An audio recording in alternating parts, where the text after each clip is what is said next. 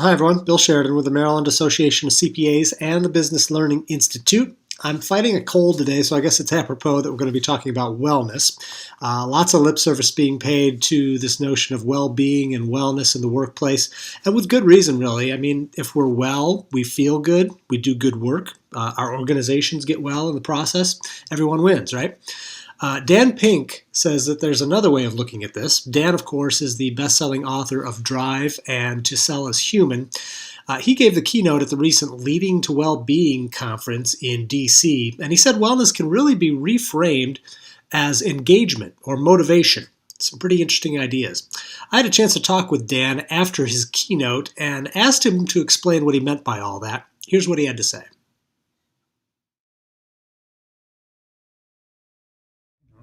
Yeah, I mean, I think that leaders have a responsibility to the people they're leading to make sure those people are flourishing. And one aspect of flourishing on the job is a sense of well-being, emotional, psychological, financial well-being. It's hard to do great work if you're completely stressed out or if you're worried about your security. So, and I think that the leaders who focus on it do that in a way that isn't touchy-feely, but it's actually a very, very hard-headed approach to how they lead organizations. In order to achieve wellness, you have to do something. In order to do something, you have to be motivated to do it. And so if we talk about people being motivated more by these intrinsic values than some of these extrinsic values, if we talk about people being autonomous more than controlled, then that's really the pathway to wellness and well-being. It's hard to imagine a pathway to well-being where one person controls another person. That isn't well-being. Well-being has to be autonomous. You have to do it for the right reasons, and you have to get there on your own. So that's on one level. The other thing about well-being is that well-being, to me, is a form of mastery. That is, it's akin to an asymptote, and that you can get closer and closer and closer and closer, but you can never actually get there. That is, there's not a day where you say, I have achieved well-being. It's a constant aspiration that you're getting closer and closer to, and that's very much like mastery. And then when you think about purpose, which is the third leg of the three-legged stool of autonomy, mastery, and purpose, well-being is purpose is at the center of it. It's hard to achieve lasting, enduring well-being if you don't know why you're doing something in the first place. And at the heart of well-being, research has shown, is a sense of doing something for others. Are you making a contribution to the world?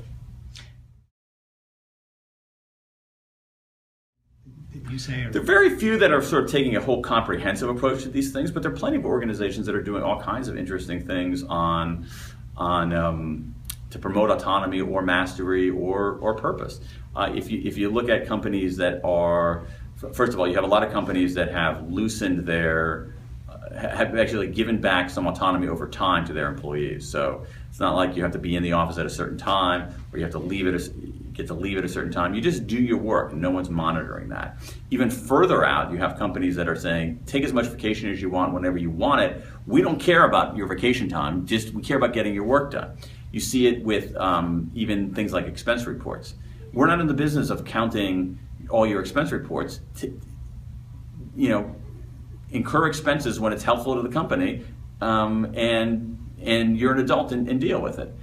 So if you look at on mastery, I think there's something very big going on, and the number of companies around the country that have gotten rid of forced rankings is enormous, and also that have begun rethinking the orthodoxy of performance reviews. The evidence is very clear that performance reviews do very, very little to improve performance. What does improve performance is helping people make progress in meaningful work. And so you have companies that are replacing formal performance reviews with check-ins, and you have companies that are actually looking for ways for the managers to have much more of a conversation with employees rather than this very kind of formal, stilted, organized performance review. And then if you look at purpose, my gosh, I mean, you have companies all over that that actually have mission statements that are in English and that matter and that say important things.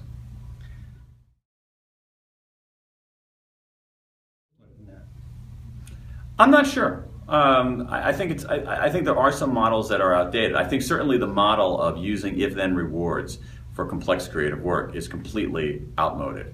It goes against all the evidence that we have, and it is a motivational mechanism from another century. So I think that is outmoded. In terms of, there are some companies out there that are moving toward kind of a holacracy, no managers, no job titles. I'm skeptical of that, actually, because there is a place for hierarchy in organizations. There's certainly a place for less hierarchy, but it doesn't mean you get rid of it altogether.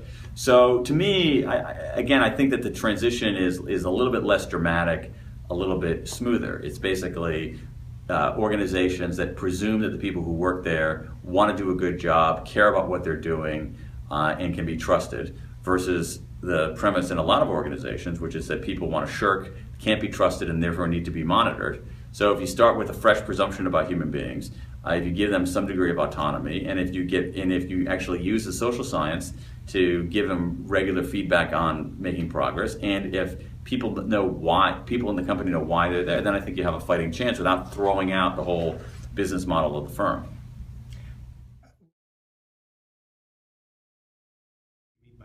Yeah, I think there's a tendency, if we think about how organizations change, all right, there's this idea of organizational change that says someone makes an announcement, we are going to change, we are entering a new era, we are entering a new paradigm. And so they issue a memo and they have all these change initiatives, and it rarely works. There are very, very few examples of companies changing in that big dramatic way. I think that the way that companies change in that big dramatic way is if they're facing a near-death experience. And the one company that has managed to do that big kind of change is IBM. And they had basically an incredible leader in Lou Gerstner, and they had something akin to a near-death experience. Other organizations, I think, change in a slower, quieter way. And the thing about small wins is that small wins beget small wins. That is, we have this notion that change starts at the top and is kind of passed down in this almost like Thor with a thunderbolt going, when in fact, if you look at how change happens, it happens in a much more organic way. Somebody tries something a little bit different. Hey, it worked.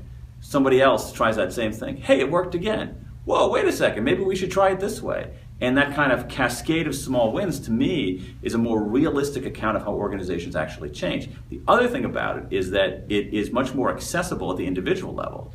If I say to individuals, if individuals say, can I change everything in my organization? The answer obviously is no. Even CEOs can't do that. But as I said earlier today, that's the wrong question. The real question is, can I do one small thing today or tomorrow? Can I get that small win? And the answer there is almost always yes.